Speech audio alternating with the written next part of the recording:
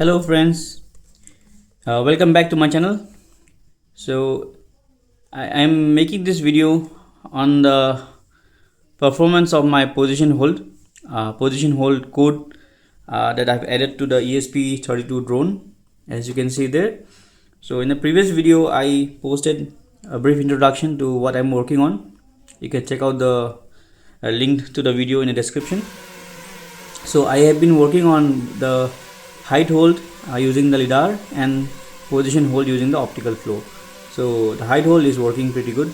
The optical flow, after I posted the last video, I had to work quite a lot on the way the algorithm works and also tuning the PIDs. Now not only the PIDs of the position hold but also the primary angle hold algorithm. So I have reduced all the gains as far as possible, because now there are like multiple 3 or 4 control algorithms running within the controller. So I have reduced the gains for all the different controls. That is the primary control, which is the angle hold or the stability.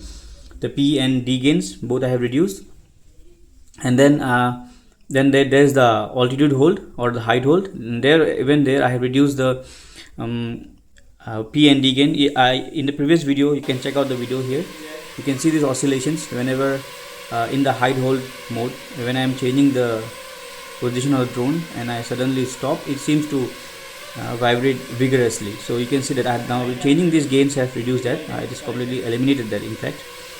And then as a consequence of reducing the position hold gain has been reduced significantly. Now I have a position hold P gain of 0.25 and D gain of 0.1. I also have a I gain which is like 0.02.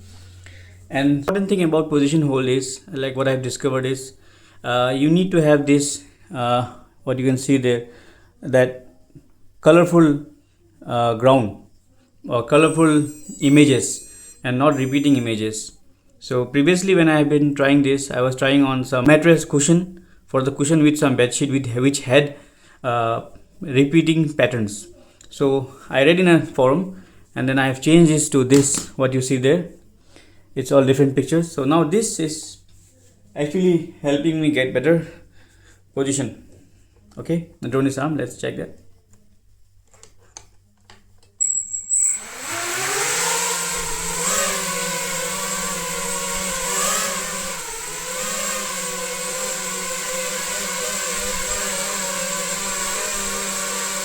You can see the remote is completely free.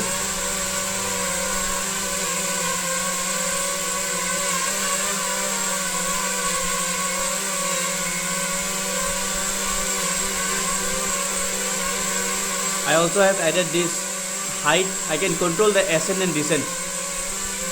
I'm increasing it now, decreasing it now.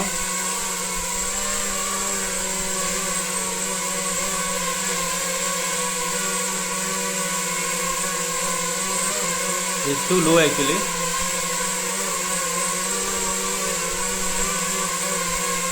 Increasing it now a little bit.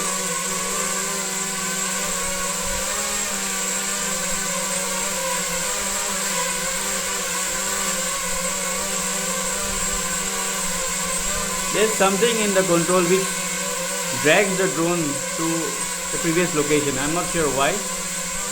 I need to find it out, but if I let everything go, it seems to be working well.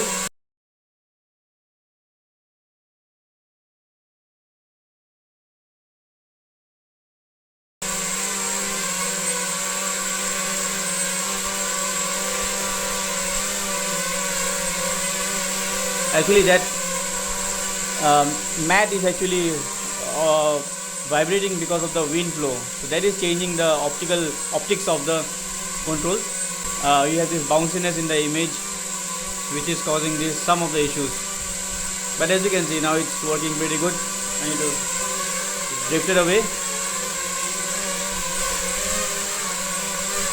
I'm positioning it right now manually, but there is a drift, there is an angle error in the drone as well, which needs to be corrected. Okay, I'm switching it off now. So what happens is the drone over some period of time, because of the different issues, like my propellers, I haven't changed them, they have a lot of damage, this vibration, so the drone, the gyroscope reading actually drifts away. It starts to drift away. We have this zero angle error. It drifts towards the roll direction. Maybe it's just we have the drone actually like has some error of plus minus around 1 or 2 degrees of error, and it starts to roll towards the left. And but the thing is, the position hole is trying to retain its position, so it has some, it is bringing it back. But thing is, I have set the angle to some certain threshold, like 2 or 3 degrees, or I think more than that, 5 degrees. So beyond that it cannot correct, so it starts to drift. So having proper correction is also important. So that's it, guys. Thanks for watching.